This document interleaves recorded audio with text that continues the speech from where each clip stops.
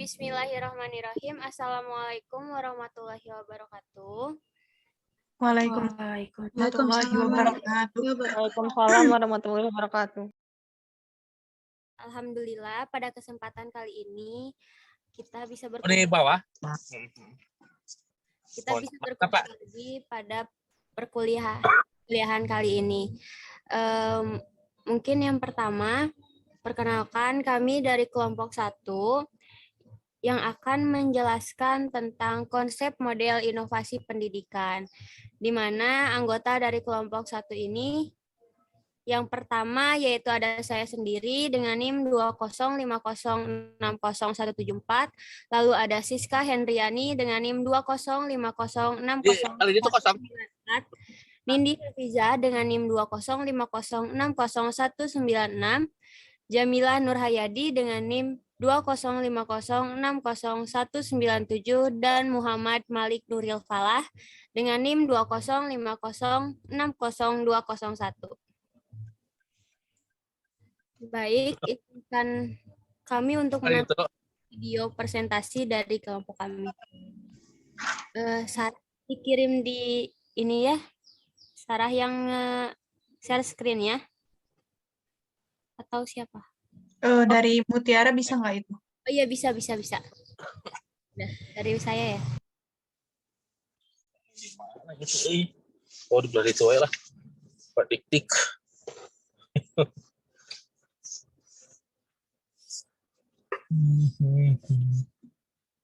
Pada hari ini kita dapat melaksanakan pembelajaran dengan sehat walafiat. Di sini saya dari kelompok 1 sebagai moderator, dan ada anggota kelompoknya, diantaranya ada Mutiara Anissa dengan NIM 205060174, ada Siska Hendriani dengan NIM 205060194, ada Nindi Hafizah dengan NIM 205060196, dan ada Jamila Nurhayadi dengan NIM 205060197, dan ada saya sendiri Muhammad Malik Nuril Falah dengan NIM 205060201.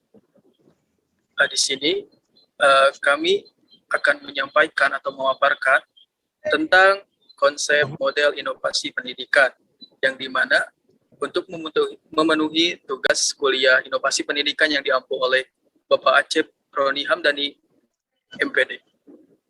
Baiklah, teman-teman, yang pertama ada tentang perencanaan inovasi pendidikan yang akan disampaikan oleh teman saya. Baik, terima kasih kepada moderator yang telah mempersilahkan. Yang pertama yaitu ada perencanaan inovasi pendidikan.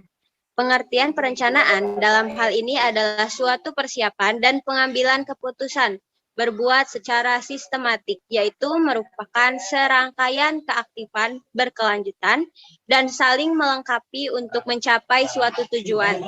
Perencanaan merupakan proses yang berkesinambungan yang berupa kegiatan-kegiatan diagnosa, pengumpulan data, analisa data, perumusan masalah, perumusan kebutuhan, peninjauan dan pemilihan sumber, penentuan faktor, penunjang dan penghambat, alternatif pemecahan masalah atau inovasi, pengambilan keputusan, pembuatan jadwal kegiatan, monitoring, balikan, dan evaluasi.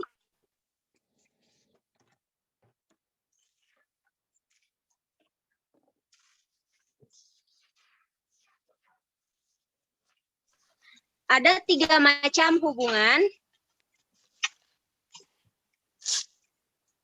Maaf slide sebelumnya.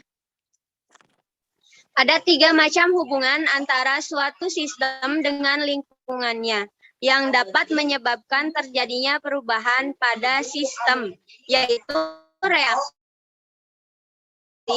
proaktif, dan interaktif.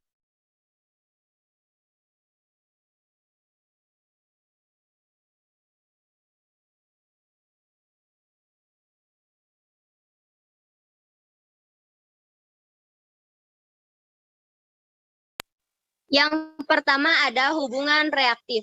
Artinya sistem secara kontinu atau berkesinambungan mengadakan respon terhadap kekuatan atau tekanan dari luar, misalnya masalah politik, ekonomi, sosial, kebudayaan, dan lain sebagainya.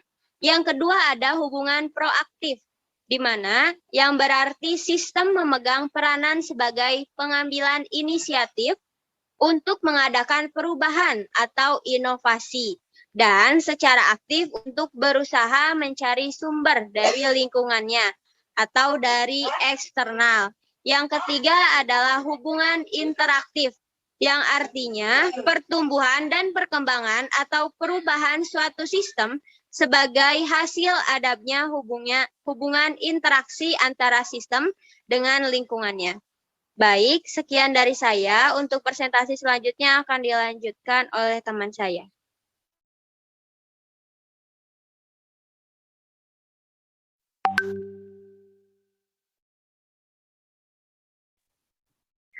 Baik, terima kasih Mutiara. Selanjutnya, di sini ada elemen-elemen pokok dalam proses perencanaan.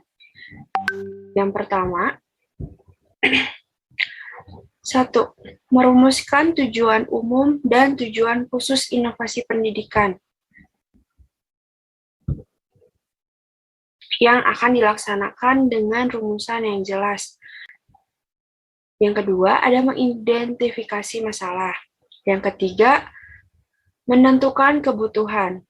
Yang keempat, mengidentifikasi sumber atau penunjang dan penghambat.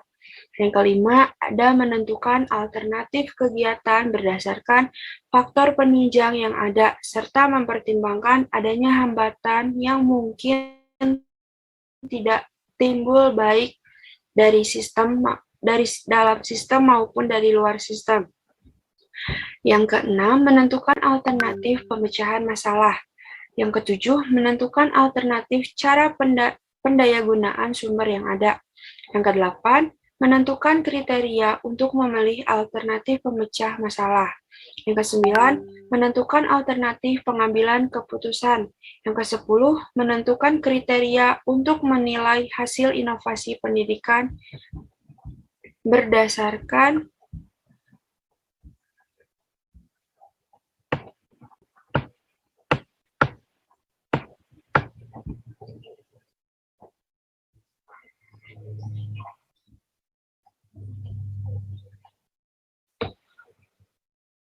selanjutnya ciri utama MOPIP.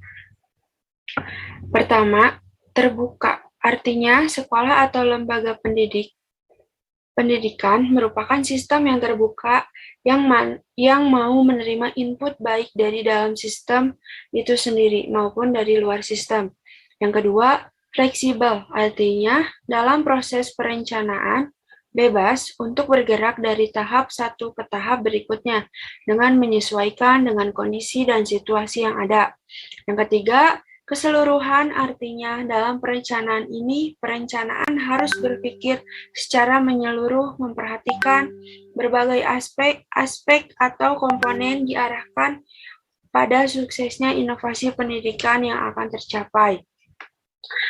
Baik, sekian presentasi dari saya. Selanjutnya akan disampaikan oleh Nindi Hafizah.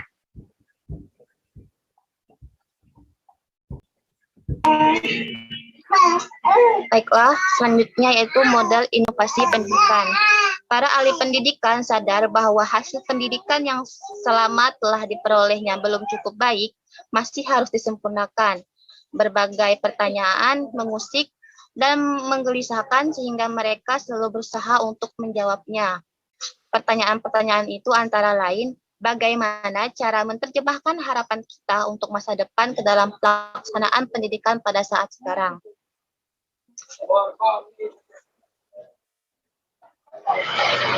Selanjutnya, sebagai hasil usaha para ahli pendidikan di Amerika Serikat, ada 3 model perubahan pendidikan atau model inovasi pendidikan.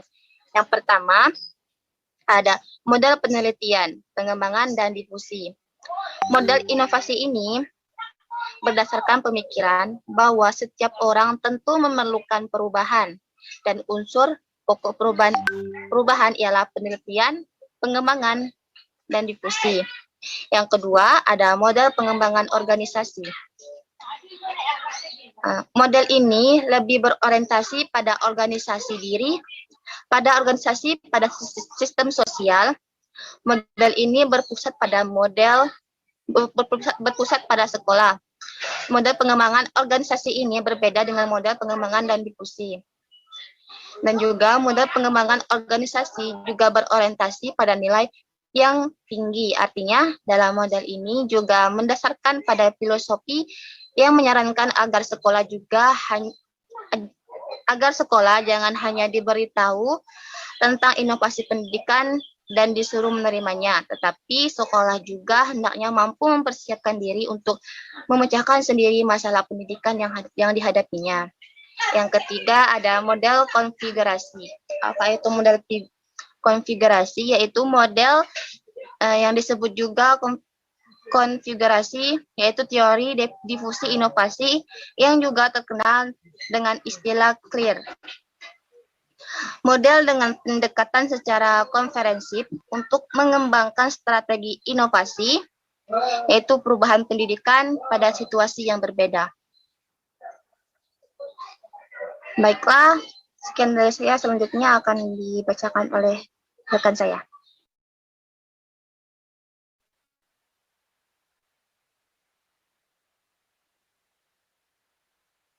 Ya, selanjutnya ada petunjuk penerapan inovasi di sekolah.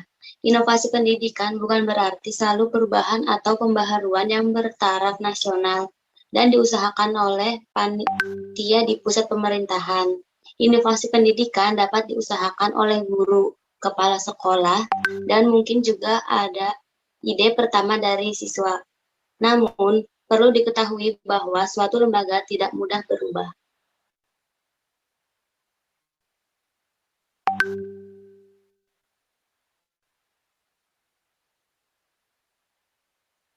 Lalu, sesuatu yang diamati sebagai sesuatu yang baru atau inovasi adalah sebagai berikut. Yang pertama, buatlah rumusan yang jelas tentang inovasi yang akan diterapkan. Yang kedua, gunakan metode atau cara yang memberi kesempatan untuk berpartisipasi secara aktif dalam usaha merubah pribadi maupun sekolah. Yang ketiga, gunakan berbagai macam alternatif pilihan untuk mempermudah penerapan inovasi. Yang keempat, gunakan data atau informasi yang sudah ada untuk bahan pertimbangan dalam penyusunan perencanaan dan penerapan inovasi. Yang kelima, gunakan tambahan data untuk mempermudah fasilitas terjadinya penerapan inovasi.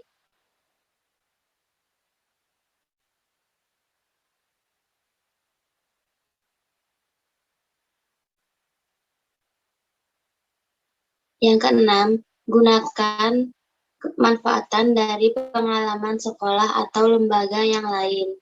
Yang ketujuh, berbuatlah secara positif untuk mendapatkan kepercayaan. Yang kedelapan, menerima tanggung jawab pribadi. Yang kesembilan, usahakan adanya pengorganisasian kegiatan yang memungkinkan terjadinya kepemimpinan yang efektif, mantap, dan konsisten untuk menjawab tantangan. Yang 10, usahakan mencari jawaban atas berbagai macam pertanyaan dasar tentang inovasi di sekolah. Terima kasih.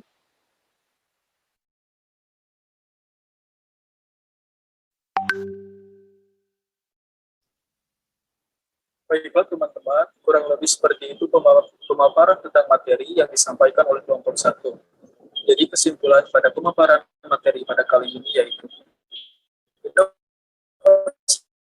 dalam penemuan dan bidang pendidikan atau inovasi dibuatkan persoalan pendidikan atau bisa pula didefinisikan menjadi suatu ilham, barang, metode yang dirasakan atau diamati menjadi hal baru bagi seorang atau sekelompok orang atau yang juga yang disebut dengan masyarakat, baik berupa akibat invensi ataupun discovery.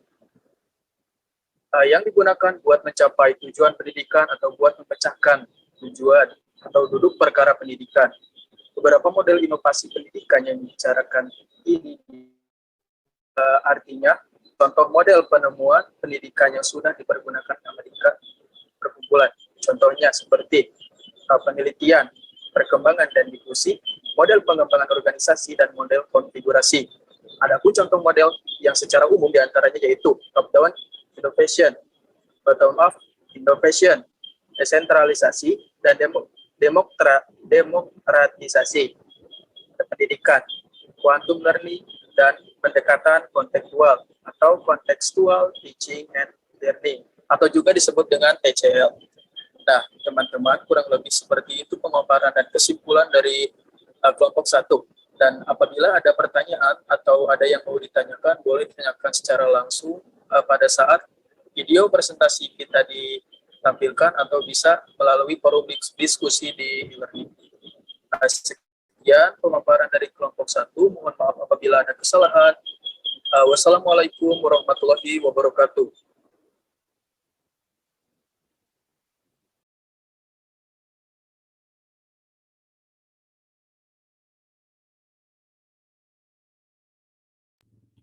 Baik, terima kasih semuanya atas perhatiannya. Sekian presentasi dari kelompok kami. Jika ada yang ingin ditanyakan, Oh iya, dipersilahkan. ya, sebelum dilanjut nanti ke tanya jawab, seperti yang sudah diinformasikan di grup ke KM-nya ya. Jadi nanti di web acapronihamdani.com/kirim strip tugas itu kan ada untuk aktivitas mahasiswa ya. Jadi nanti pertanyaan dimasukkan di sana, jawaban juga dimasukkan di sana, tapi oleh individu masing-masing ya. Halo, suara Bapak jelas? Putus, Jelas, Kak. Oh. Putus. Ya, jadi nanti untuk pertanyaan dan jawaban dimasukkan oleh individu masing-masing di link yang acapronihamdani.com itu ya, yang /kirim strip tugas gitu. Nanti isi pertanyaannya apa, isi jawabannya apa gitu di sana dituliskan ya. Iya, Pak. Jadi bukan perwakilan kelompok ya, Pak? Ya, bukan perwakilan kelompoknya, masing-masing saja, takutnya nanti pertanyaan atau jawabannya agak ini berbeda gitu ya kalau dimasukkan. Baik, Pak. Mangga silakan lanjut.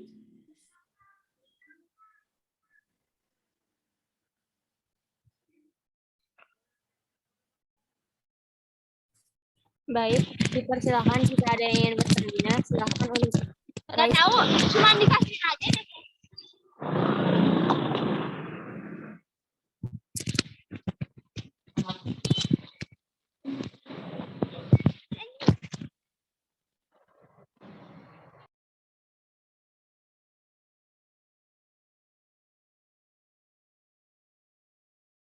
Silakan.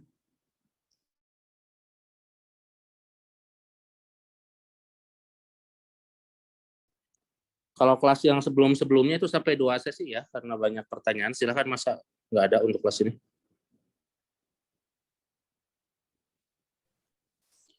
Izin bertanya. Nah, boleh. Baik. baik Tadi, dipersilakan. tadi pada presentasi kelompok 1, inovasi itu tidak bertahap di skala nasional, tapi pada pemerintahan itu sendiri. Nah, maksudnya seperti apa? Selanjutnya, contohnya bagaimana? Terima kasih. Ya, terima kasih kembali Sarah. Sebelumnya mohon maaf ya, tolong chat ditulis di kolom chat karena suaranya putus tadi di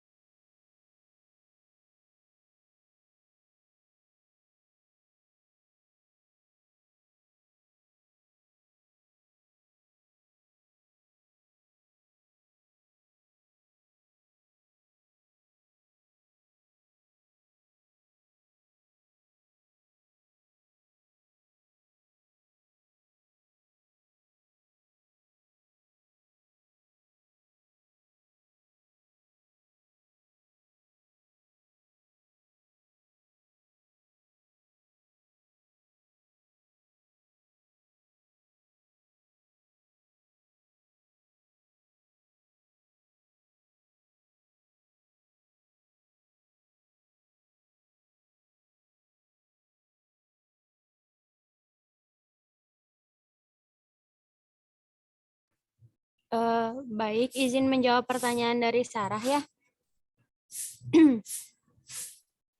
Inovasi yang bertahap itu maksudnya inovasi yang dilakukan dengan cara melakukan perkembangan, baik dari bentuk terdahulu atau teknologi terdahulunya ke arah yang lebih baik. Dan untuk contohnya, misalnya prosesor komputer dimulai dari Pentium 1, 2, 3, 4, dual core sampai yang sekarang gitu kan. Hal yang perlu diperhatikan dalam melakukan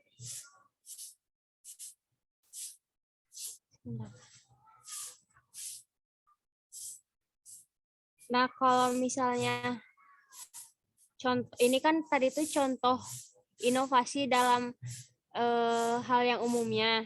Nah, sekarang contoh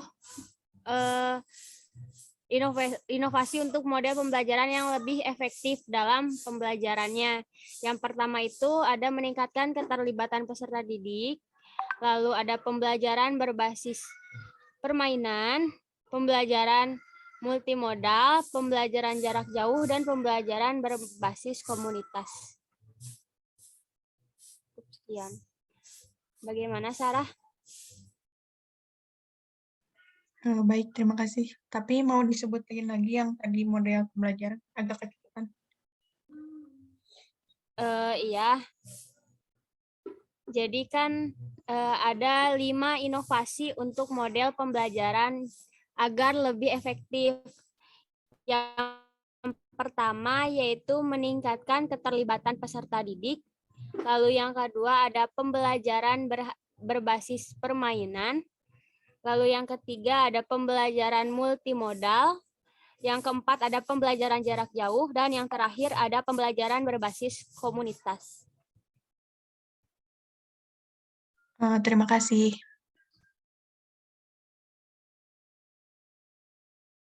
Baik, sama-sama Sarah.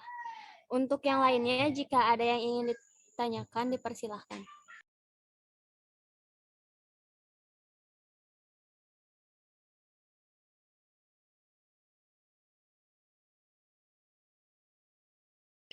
Silakan Devi. Silakan. Sebelumnya, saya minta maaf ya Pak, izin off cam karena kurang sehat. Izin bertanya pada kelompok pertama ini, yang pertama tentang model. Tadi saya perhatiin dalam PPT-nya itu membahas tentang model perkembangan organisasi. Menurut kelompok kalian, model perkembangan organisasi ini maksudnya apa ya? Terima kasih.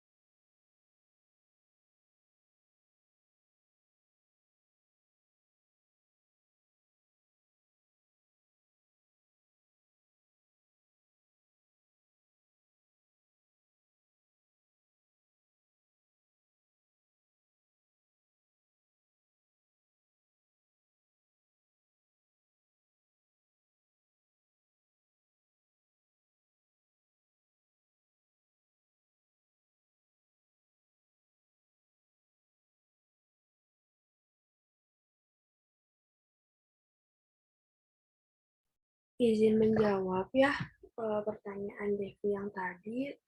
Apa maksud dari model perkembangan organisasi? Menurut saya, pengembangan organisasi ini merupakan salah satu bidang pengembangan dari manajemen sumber daya manusia, di mana pengembangan organisasi fokus membantu kegiatan atau perusahaan dalam mencapai peningkatan kinerja yang berkelanjutan melalui SDM selanjutnya. Apakah cukup, Devi?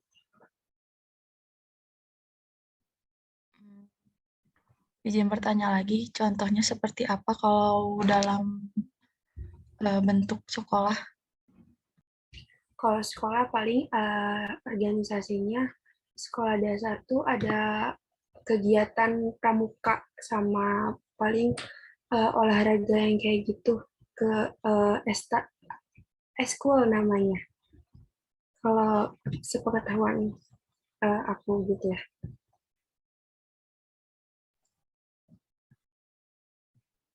Oh iya, terima kasih Siska atas jawabannya. Terima kasih, Devi.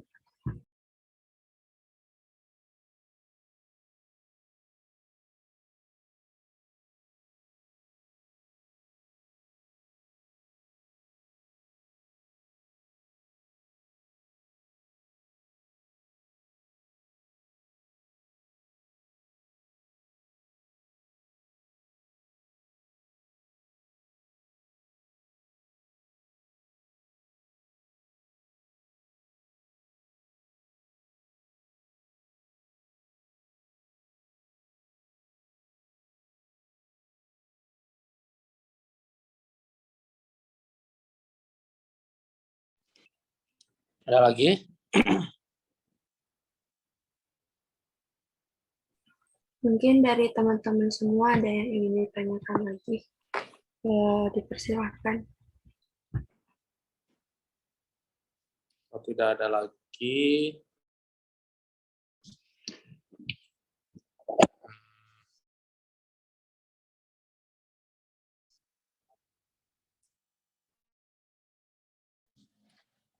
tidak ada lagi, udah cukup. Suara Bapak jelas ya? Jelas, Pak. Jelas Pak. Ya.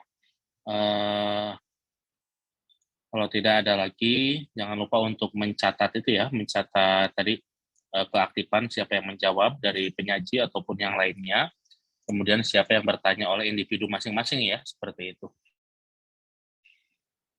Nah, sedikit Bapak tambahkan ya, selain di tadi pertanyaan yang diberikan gitu ya, seperti itu. Nah, di sini inovasi bukan bertahap di skala nasional, namun pada pemerintahan itu sendiri. Nah, sebenarnya inovasi itu dibagi dua ya. Ada bottom up, kemudian ada top to down. Jadi kalau bottom up itu inovasi yang dimulai dari bawah dulu gitu ya. Jadi inginnya ada inovasi, inginnya ada sebuah pergerakan itu dimulai dari bawah gitu ya, seperti itu. Kemudian ada juga policy atau kebijakan itu top to down gitu ya. Jadi inovasinya itu dimulai dari atas gitu ya, seperti itu. Lalu apa yang disebut dengan inovasi bottom to up yang contohnya? Dan sebenarnya contohnya itu banyak. Kebijakan sertifikasi guru itu juga awalnya itu adalah bottom to up ya. Bottom to up dimulai dari ada adanya sebuah pergolakan dari guru-guru ketika pada saat itu demo ke ke Senayan, bahkan itu yang digerakkan oleh PGRI pada saat itu, kemudian diinisiasi juga oleh ketua PGRI pada saat itu, yaitu Profesor Dr. Muhammad Surya,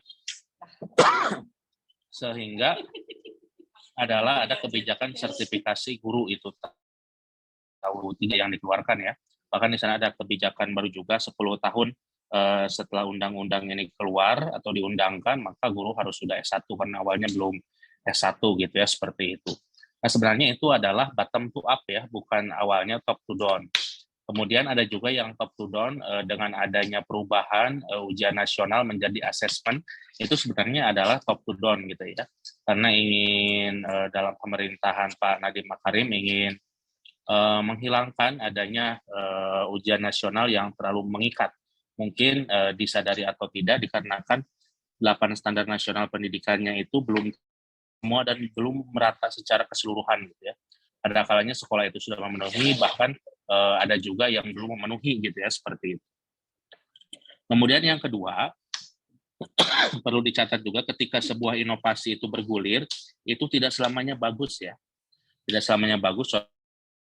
Contohnya ketika Bapak umpamakan sekarang sedang hangat-hangatnya yaitu perang antara Rusia dengan Ukraina, padahal mereka itu kalau diibaratkan seperti satu suku ya, seperti itu. Seperti satu suku gitu ya. Nah, kenapa bisa inovasinya itu dikatakan gagal? Awalnya mereka kan satu kesatuan yaitu Uni Soviet sebagai pemenang dari Perang Dunia II ya, keluar pemenangnya itu Amerika Serikat dan Uni Soviet gitu ya, seperti itu. Nah, kemudian akhirnya setelah itu keluarlah sebuah kebijakan dari Mikhail Gorbachev dengan kebijakannya Glasnost dan Perestroika, yaitu membebaskan semua masyarakatnya untuk bisa berdemo, membebaskan masyarakatnya untuk membuat partai, membebaskan masyarakatnya untuk mengemukakan pendapat, untuk berkumpul, yang merupakan hal yang sangat tabu ketika presiden-presiden Uni Soviet sebelumnya. Akhirnya karena kebebasan seperti itu, banyak sekali pemberontakan, bahkan beberapa kali Mikhail Gorbachev-nya itu mau dibunuh gitu ya, seperti itu. Kemudian akhirnya 91 itu pisah gitu ya. Jadi Uni Soviet itu menjadi beberapa negara gitu ya, yang terbesar memang yang mewarisi Uni Soviet itu adalah Rusia gitu ya. Nah, sekarang itu mau digabungkan lagi ya sangat sulit gitu ya, seperti ketika sesuatu sudah terpisah, menggabungkan lagi itu menjadi lumayan sulit gitu ya, seperti itu. Jadi inovasi itu tidak selamanya baik ya. Jadi kalau inovasi yang baik itu yang pertama kuat dengan teorinya, kemudian yang kedua kuat dengan penelitiannya gitu ya, seperti itu. Mungkin itu saja yang dapat diberikan ya. Terima kasih atas para mahasiswa sekalian. Silakan bisa ditutup ya. Boleh, silakan. Jangan lupa untuk mengisi daftar hadir dan catatan keaktifan dari para mahasiswa ya, mencatatnya masing-masing saja ya di sistem yang sudah dibuat. Silakan. Boleh ditutup. Baik, alhamdulillah presentasi dari kelompok 1 sudah selesai. Mohon maaf jika ada salah-salah kata. Wassalamualaikum warahmatullahi wabarakatuh.